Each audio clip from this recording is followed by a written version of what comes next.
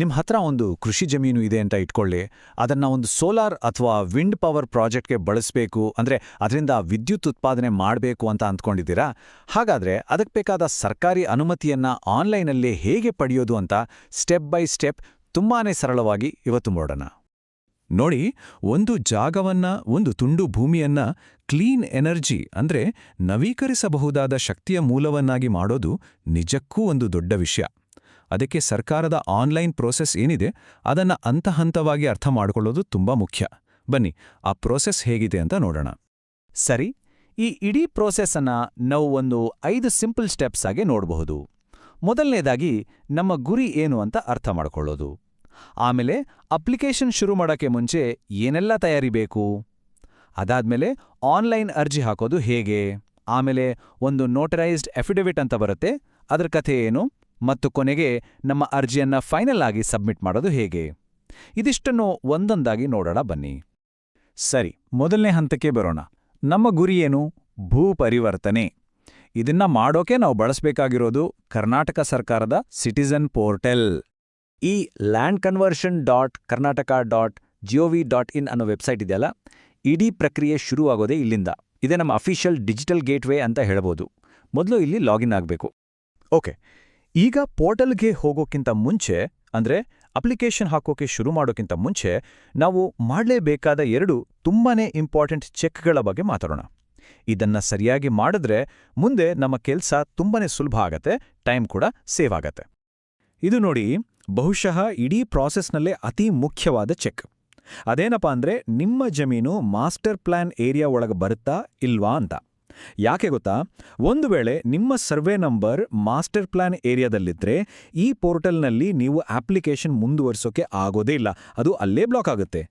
ಆಗ ನೀವು ನೇರವಾಗಿ ನಗರಾಭಿವೃದ್ಧಿ ಇಲಾಖೆಯನ್ನ ಸಂಪರ್ಕಿಸಬೇಕಾಗುತ್ತೆ. ಸೊ ಈ ಪೋರ್ಟಲ್ ಮಾಸ್ಟರ್ ಪ್ಲಾನ್ ಹೊರಗಿರೋ ಜಮೀನುಗಳಿಗೆ ಮಾತ್ರ. ಸರಿ, ಮಾಸ್ಟರ್ ಪ್ಲಾನ್ ಚೆಕ್ ಆಯ್ತೋ?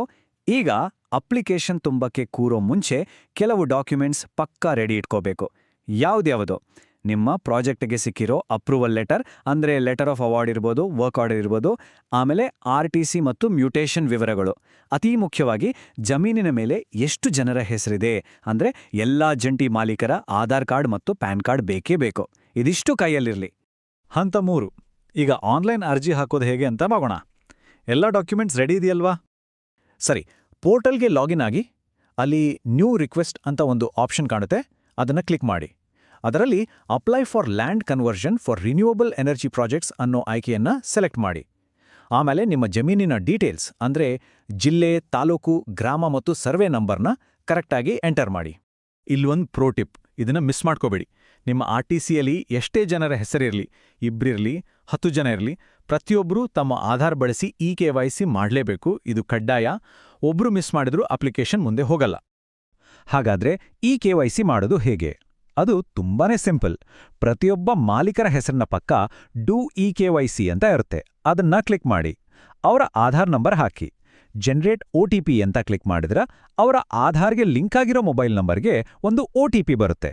ಆ OTP ನಂಬರನ್ನ ಎಂಟರ್ ಮಾಡಿದ್ರೆ ಮುಗೀತು, ಅವರ ಐಡೆಂಟಿಟಿ ವೆರಿಫೈ ಆದ ಹಾಗೆ. ಒಮ್ಮೆ ಎಲ್ಲರ KYC ಮುಗಿದ ಮೇಲೆ ಒಂದು ಮ್ಯಾಜಿಕ್ ಆಗತ್ತೆ. ಸಿಸ್ಟಮ್ ತಾನಾಗಿಯೇ ಅವರ ಹೆಸರು, ವಿಳಾಸದಂತಹ ಹೆಚ್ಚಿನ ಡೀಟೇಲ್ಸನ್ನ ತಗೊಂಡು ಫಿಲ್ ಮಾಡುತ್ತೆ. ನಾವು ಮಾಡಬೇಕಿರೋದಿಷ್ಟೇ, ಅವರ ಪ್ಯಾನ್ ನಂಬರ್ ಮತ್ತೆ ವಾರ್ಷಿಕ ಆದಾಯದಂತಹ ಒಂದೇರು ಮಾಹಿತಿಗಳನ್ನು ಮಾತ್ರ ನಾವೇ ತುಂಬಬೇಕು, ಅಷ್ಟೇ. ಮುಂದಿನದು ಟ್ರಾನ್ಸಾಕ್ಷನ್ ಡೀಟೇಲ್ಸ್ ಅನ್ನೋ ಸೆಕ್ಷನ್. ಇಲ್ಲಿ ನೀವು ಕೆಲವೊಂದು ಆಯ್ಕೆಗಳನ್ನು ಮಾಡಬೇಕು. ನಿಮ್ಮ ಪ್ರಾಜೆಕ್ಟ್ ಯಾವುದು? ಸೋಲಾರಾ, ವಿಂಡಾ, ಹೈಬ್ರಿಡಾ? ಆಮೇಲೆ ಈ ಜಮೀನು ನಿಮಗೆ ಹೇಗೆ ಬಂತು? ಮಾರಾಟದಿಂದನಾ ಇಲ್ಲ ಪಿತ್ರಾರ್ಜಿತವಾಗಿಯೇ? ಮತ್ತು ಕೊನೆಗೆ ನಿಮ್ದು ಖುಷ್ಕಿ ಜಮೀನಾ ಅಥವಾ ತೆರಿ ಜಮೀನಾ ಅನ್ನೋದನ್ನ ಸೆಲೆಕ್ಟ್ ಮಾಡಬೇಕು. ಆಮೇಲೆ ಚೆಕ್ ಬಂದಿ ಅಂತ ಕೇಳ್ತಾರೆ. ಇದೇನಪ್ಪ ಅಂತ ತಲೆ ಕೆಡಿಸ್ಕೋಬೇಡಿ. ಚೆಕ್ ಬಂದಿ ಅಂದ್ರೆ ಸಿಂಪಲ್ ಆಗಿ ನಿಮ್ಮ ಜಮೀನಿನ ಬೌಂಡ್ರಿ ಡೀಟೇಲ್ಸ್, ಅಂದ್ರೆ ನಿಮ್ಮ ಜಮೀನಿನ ಉತ್ತರ, ದಕ್ಷಿಣ, ಪೂರ್ವ ಮತ್ತು ಪಶ್ಚಿಮಕ್ಕೆ ಏನಿದೆ, ಪಕ್ಕದ ಸರ್ವೆ ನಂಬರ್ ಇದ್ಯಾ, ರಸ್ತೆ ಇದ್ಯಾ, ಆ ವಿವರಗಳನ್ನ ಇಲ್ಲಿ ತುಂಬಬೇಕು. ಸರಿ, ಈಗ 4ನೇ ಹಂತಕ್ಕೆ ಬಂದಿದ್ದೇವೆ. ಇದು ನೋಟರೈಸ್ಡ್ ಅಫಿಡವಿಟ್.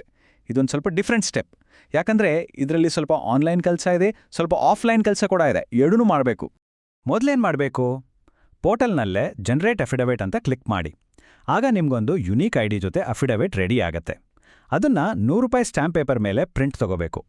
ಆಮೇಲೆ ಅದನ್ನ ತಗೊಂಡು ಒಬ್ಬ ನೋಟ್ರಿ ಹತ್ರ ಹೋಗಿ ಸೈನ್ ಮತ್ತೆ ಸೀಲ್ ಹಾಕಿಸ್ಕೊಂಡು ಬರಬೇಕು. ಇದು ಆಫ್ಲೈನ್ನಲ್ಲಿ ಮಾಡಬೇಕಾದ ಕೆಲಸ. ನೋಟರಿ ಕೆಲಸ ಮುಗಿದ ಮೇಲೆ ಆ ಡಾಕ್ಯುಮೆಂಟನ್ನು ನೀಟಾಗಿ ಸ್ಕ್ಯಾನ್ ಮಾಡಿ 2 MB ಒಳಗಿರೋ ಹಾಗೆ ಒಂದು PDF ಫೈಲ್ ಮಾಡ್ಕೊಳ್ಳಿ. ಈಗ ಮತ್ತೆ ಪೋರ್ಟಲ್ಗೆ ಲಾಗಿನ್ ಆಗಿ ನಿಮ್ಮ ಅಫಿಡವಿಟ್ ID ಬಳಸಿ ನಿಮ್ಮ ಅಪ್ಲಿಕೇಶನ್ ಅನ್ನು ಹುಡುಕಿ.